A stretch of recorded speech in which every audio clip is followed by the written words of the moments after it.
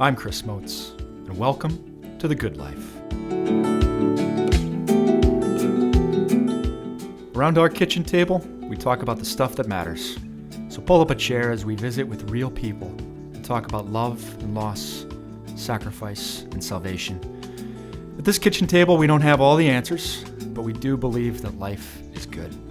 And we want you to hear the stories of everyday heroes living the good life. Well, welcome back for another episode of The Good Life, folks. This episode, we are joined by my colleague and collaborator here in the Chancery offices, Catholic Diocese of Sioux Falls, Father Scott Traynor. Father Traynor is a priest of the Diocese of Sioux Falls and is the vicar for lay and clergy formation. We get to interact on a lot, almost a day-to-day or at least a week-to-week basis. Father Scott, welcome to the show. Great to be here, Chris. Thanks so much for the invitation. Well, really excited that you're here, and I know many things about you as I've gotten to know you through our kind of working together. We have a great working relationship because we don't have some things in common, like our vocations, our states in life. I'm a married man, you're a priest, but also we do share some things in common. We both went to Iowa State. We were in the Naval ROTC program there. You were kind of on the path to be a Navy fighter pilot. That's where I was on the path to be a Marine officer. That was before you, of course, heard and responded with a generous yes to Jesus' call to be a priest. But something I don't think I knew about you until well into our relationship was just your own story of adoption. So that's why you're here today. And nice. Maybe before we get into that, though, just a little bit about where you're from, your own family life, to give any listeners who don't know who you are just a sense of who you are and your background. Yeah, so I was born at a very early age. No, I was born in 1971 in St. Paul, Minnesota, and placed for adoption at birth. And after, back in those days, through the Children's Home Society, you kind of went to a facility to make sure you were healthy enough to be taken home by your birth parents. After that situation, my mom and dad took me home, John and Donna Traynor, and I have an older brother and older sister who are also adopted. So 3 Caucasian children adopted between 1960, my sister's 5 years older, 66 and 1971. My parents adopted all 3 of us. So they were born in Chicago. None of the 3 children were not blood relatives in any way, shape, or form. So adopted a few weeks after birth, came home with my parents, and baptized in the Catholic Church, 12 years at Catholic school, had a time basically of disinterest in the faith from about the time I had my driver's license till my sophomore year at Iowa State, where many listeners will have heard parts of my conversion story, my faith awakening story. And at one point in college, realized that, I've been working really hard to follow my plan for life since 7th grade to be a fighter pilot. Yeah. And I've never asked God what his plan is. And I should, and I wanted to. And the more I thought about that, the more joyful I became. That led me to take a year of mission work in school and really, after my sophomore year of college, and really ask God, what's his plan? And it was in that context that I felt the call to priesthood. And, the rest is kind of history. And the year of mission work was with Net Ministries. The National Evangelization Teams out of the Twin Cities. Yeah. So we had Melissa Hadrich on this show, also nice. a Net missionary alum who is just living a really joyful life right now. So hey, thanks for the just sort of the background story there. Sure. And even just including, I'm learning new things about you all the time. I didn't know 2 siblings that were both adopted also. Yeah. So Mike and Kim. Mike's 4 years older. Kim's 5 years older than I am. And all 3 of us are adopted. How does this, was this kind of just always part of sort of family life that you always knew? Or It does. Now, of course, so in the late 60s and 70s, of course, adoptions were closed. And I mean closed. Yeah. So there was no contact between birth parents and the adopting parents, right? Yeah.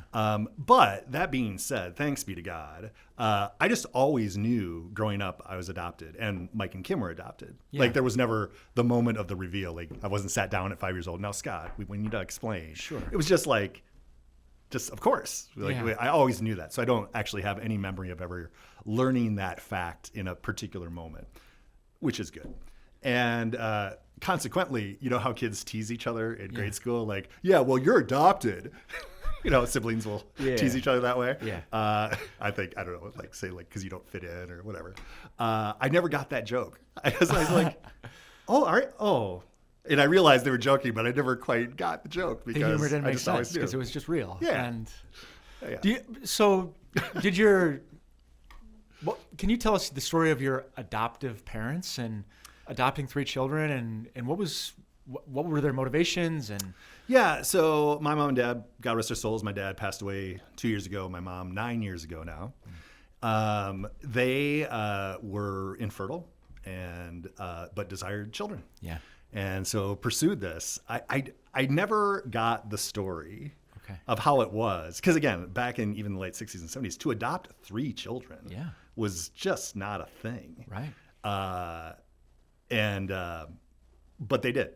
So I don't know. Wow. I don't know how quite that happened, but it was just, and it was, again, it wasn't often a topic of conversation. Sure. Because it was just, that's who we are as a Yeah, family. you're living That's family just our life, family. and it's not what you talk about at the dinner table. You talk That's about right. your day, and Yeah. whatever. So And my mom was a grade school educator, elementary educator, so she always had a great heart for kids. And my dad was in marketing and sales, and like we just had a good family, like any family with our ups and downs. But it's kind of just normal life. Yeah. so you don't know that much about your birth mother. What do you know about her? Yeah, thanks. So my dad had this like lockbox where he kept like, the title to the cars Yeah. and probably the home insurance, I don't know, the deed to the house or whatever. I get this as a dad. You have a box like Oh, this? yeah. Yeah. And it was always under their bed. Yeah. And next to that box was this sewing kit that you could find useful things like safety pins or thread when you needed it, or a measuring tape and things like that. So I remember as a little kid finding that box and then finding the keys to the box, because it's a locked box. I mean, Yeah. you're a boy, you want to get in the box, right? Yeah. So in that box was some of the paperwork about my adoption. And my parents were not, again, there was nothing like, oh, we need to keep this secret or anything. It's just for safekeeping. It's Yeah. in this fireproof box, right? Yep. And I remember reading through that like as a 3rd or 4th grader, just interesting. Yeah. And then asking as I got older and understood life more, like, oh, can I read that stuff again? My parents were always thrilled for me to be taking a look at that. And it's very interesting. So true story. When I was, I was rector of the seminary out in Denver from 2013 to 2017. And I got a puppy from a pet rescue in Denver. In order to take this puppy home, there were like 18 pages and 35 places you had to initial to sign this contract to take the dog home. Yeah. The adoption agreement for my parents to take me, their son, home is 1 page, like widely spaced, half, one side and half of the other side with their signatures at the bottom that just say like, we're going to take parental care of this child. We are, we will allow the Children's Home Society to visit whenever they deem fit. Yeah. And that was it. So it's just interesting where we've come as a society. Like Right. to adopt the puppy took like 20 times as much paperwork and these days than it was for my adoption work. So there's a little with that agreement with the Children's Home Society was also just some notes from when I was in this time of foster care to make sure I was the first 10 weeks of my life healthy enough to go home. Yeah. And there's little entries of like my daily feeding schedule and how I was sleeping. And apparently I had some eye issue. My eyes didn't open for the first 3 days, but they were giving me drops to figure that out. And the nurse that was in charge of me reports that I was inquisitive and bright. So that was nice at an early age, and things like that. And then there's very brief little sketches of my biological mother and my biological father. And that's where I know they're both, they were both students at the University of Minnesota. My birth mom was a music major, that they were, basically healthy for their age. So just very, very little details like that. I was going back recently through some of that paperwork to try to find my birth certificate. Yeah. And I was reading through those details. I just have, it's dear to me. Like Yeah. this, like this is the earliest days of my life, and these are the people who are caring for me, and little details about my birth parents. And I found the detail that my birth mom had a lazy eye. Didn't know that before. I was just like, oh, I had never read that detail before.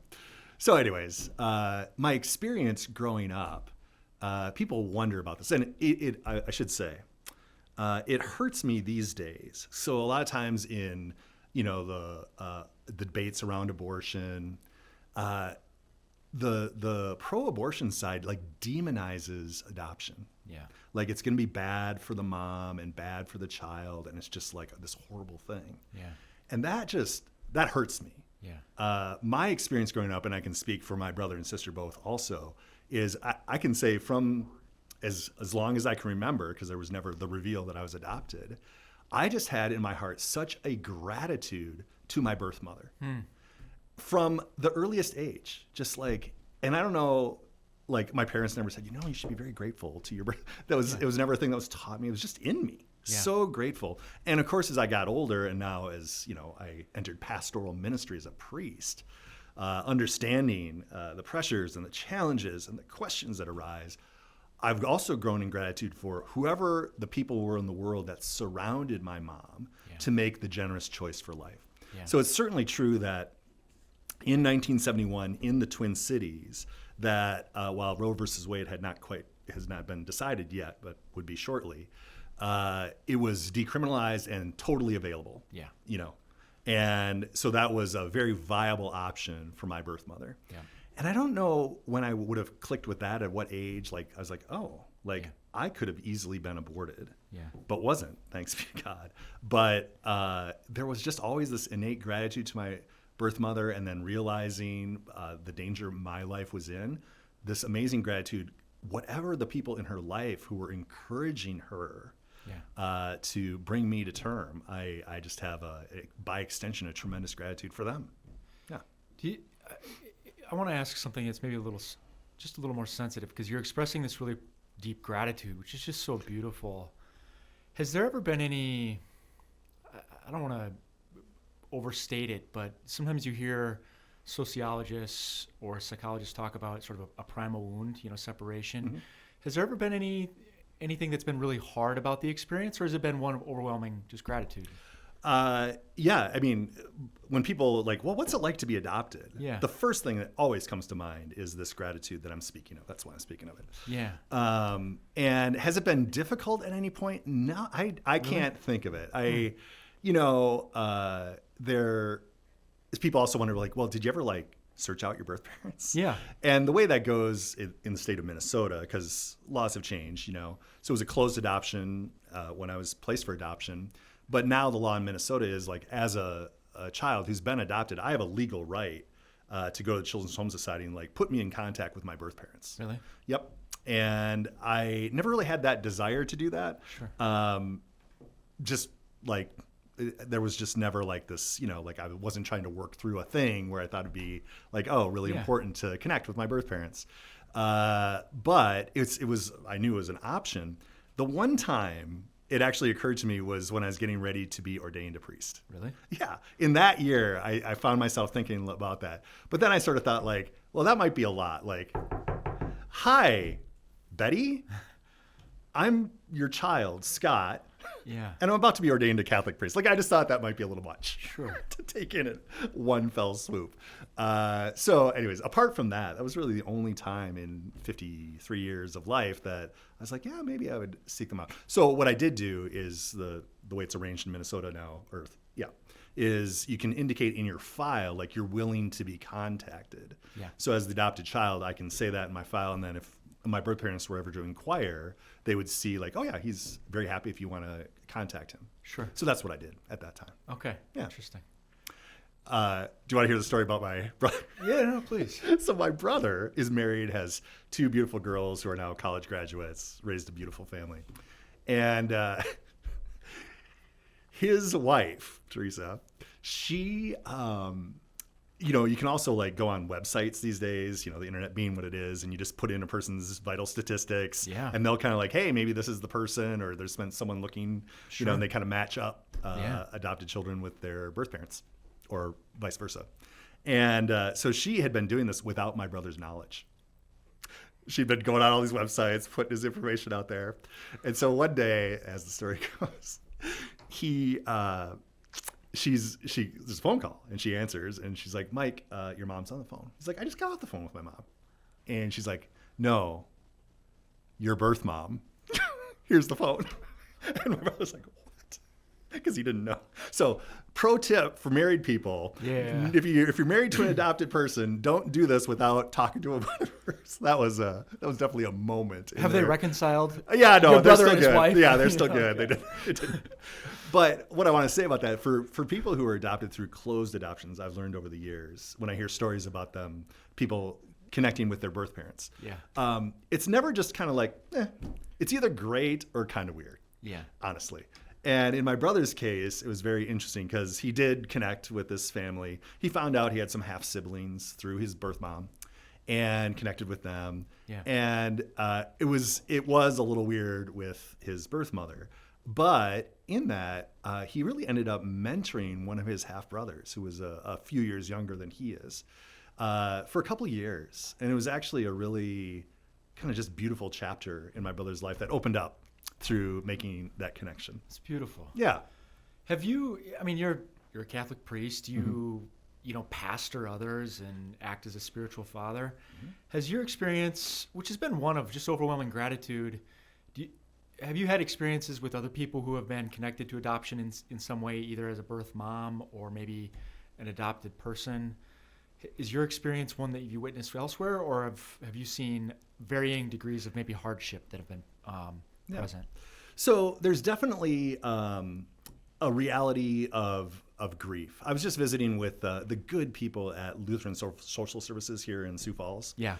Trying to get the lay of the land of some more details about what's available for parents seeking to adopt or expecting mothers who might be considering placing their child for adoption. Yeah. And I was just so grateful for the care that they take, both with the family who's considering to adopt and amazing care they take of the expecting mother who may place her child for adoption. And I said, it's not, I've had such a blessed and joyful experience being adopted, but I know from pastoral experience that's not universally the case. I was like, so what's the important thing for people to have a clear view of this? And she said, they were saying, very much preparing people for the different forms of grief that can arise. Yeah. And that's very different for the birth mother than it is for the adopting family and for the child, right? So that has been not, like I said, not dominant in my own experience. However, as a pastor over the years, I've certainly known many, many women who have placed their child for adoption. Yeah. And how I find out about that is when I end up sharing this story when I'm in a new assignment, often in the context of, Respect Life Month or something. Sure. People will just make a beeline. Thank you so much for telling this story. Really? I had a child when I was 19 and I placed them for adoption. Yeah. And that's a great way when I connect with my parishioners in that way. To hear. And, everyone's story is a different story, but overwhelmingly beautiful. Yeah. And I haven't met many birth moms who don't recognize the heroic nature of what they did. Yeah. Like their choice, whatever difficult circumstances they found themselves in, they wanted what they judged to be best for this child. Right.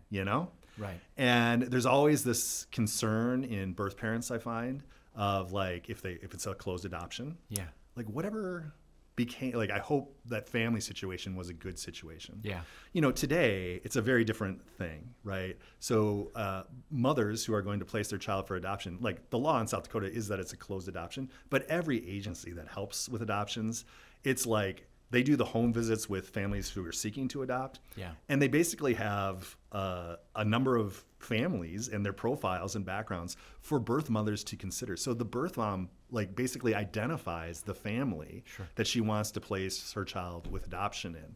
And then in that private arrangement, they make decisions and choices and have a conversation, the parties together, facilitated by the agencies involved.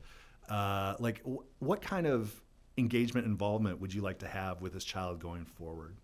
that's acceptable to most people. And so that ranges from everywhere, like you're an extended member of our family and you come to all the birthdays and all the family gatherings, to like, we exchange letters through the agency with my child over the years. So there's just much more openness and like a degree of involvement. So people aren't just sort of left with that question like, well, I wonder whatever happened to that child I placed for adoption. Well, it's interesting to hear you use those words too, the best interest of the child, that are in the mother's heart. Yes. Because that's also the legal standard that the judge is looking at. What is in the best interest of this child?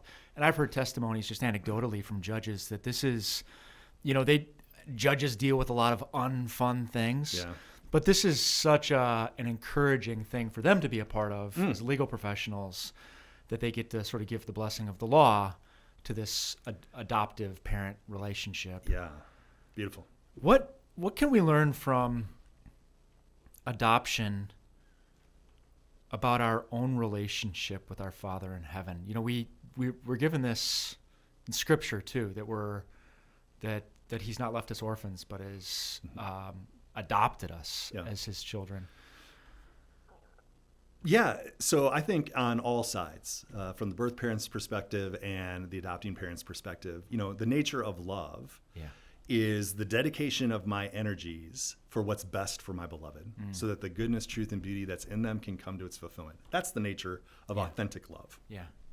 And again, not only from my own experience in my family, but for many people I've met over the years who have adopted and placed children for adoption, that's what I hear again and again, is the sincere concern, even sacrificial concern, for what is best for this child that I love. Yeah.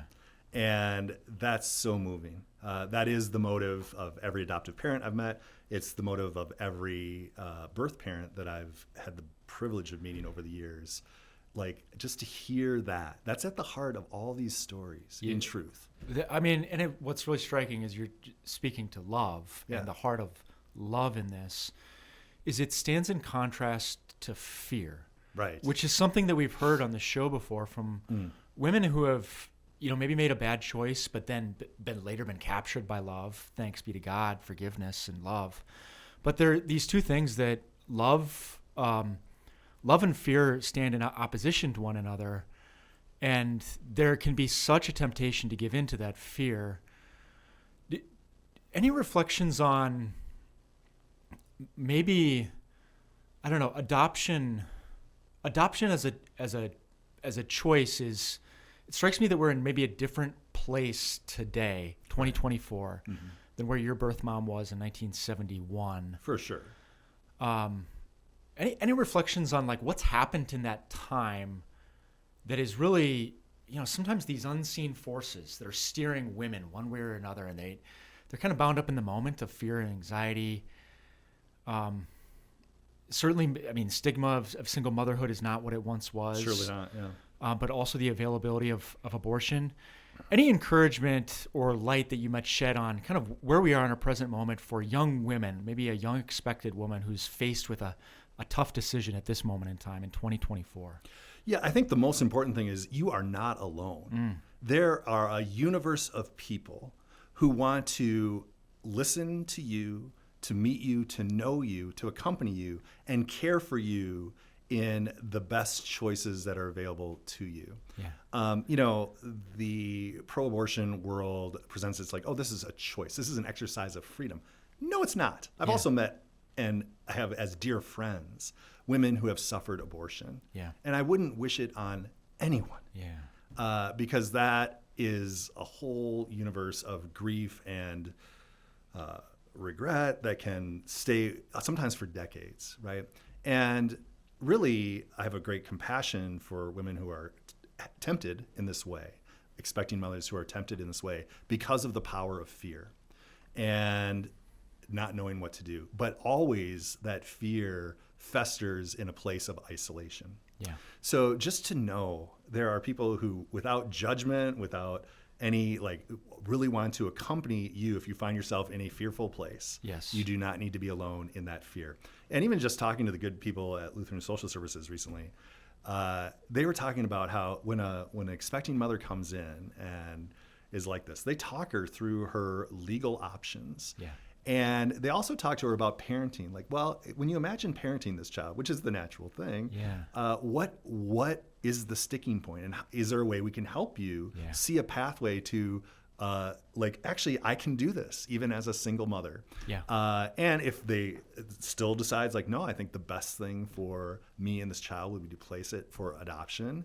Again, like the walking with her through that whole process and everything she needs, all the way through birth and after the child is placed for adoption. There's so much support available for the birth mother. You do not need to be alone or fearful for any reason. And I mean, maybe you're a regular listener, but that's like a constant drumbeat of this show. Is like, you're not alone. It's okay. Like, it'll be okay. There are people that want to love. One of the other things that's come up as a theme on the show is just that God loves us. And sometimes that love can just break through in radical ways. I mean, going back to our first program with Joe Vitek of unexpectedly hearing in her heart, I know everything and I love you.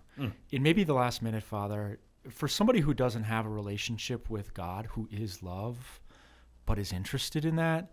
What's like I know this is a big question, but in a minute, like, what could they do if that's something they're interested in? I'm sorry, say the question again. God. And they just don't even know if God's even out there. Yeah. Take the risk and just be honest. God, I don't even know if you're out there. Yeah. But if you are, I need to experience your love, and I welcome you to show me that love right now. Yeah. God will show up. Oh, it's so beautiful. Thanks for sharing that. Another plug, if prayer is something you're interested in and like being a little more formed in, Diocese of Sioux Falls got a great program called the School of Missionary Discipleship. Go to our website, sfcatholic.org, and you can look that up. Just a wonderful program of formation in like how to pray. Some really, really great information within that program. Father Scott Traynor, it's been a delight to visit. Thank you for joining us on this episode of The Good Life. Thanks so much, Chris. And thank you, as always, dear listeners. Hey, we're in the final countdown. What are we, the 17th of October here? November 5th is Election Day. As I've mentioned the last couple of weeks, hey, don't wait. You can get down to the courthouse today and cast that ballot. Do not forget to vote no on Amendment G. You don't have to wait till Election Day. You might get a flat tire. Maybe you'll be sick. Who knows? Get down there and pull the lever. Some great news from our friends at the Life Defense Fund and also No G for SD, 2 ballot question committees in the state of South Dakota. They are doing phenomenal work, organizing volunteers, raising money, doing education, getting the word out. So if you want to learn more about those organizations, you can go to lifedefensefund.org or NoG4SD, that's FORSD.com, and keep them and all those working hard to defeat Amendment G in your prayers. Until next time, be good.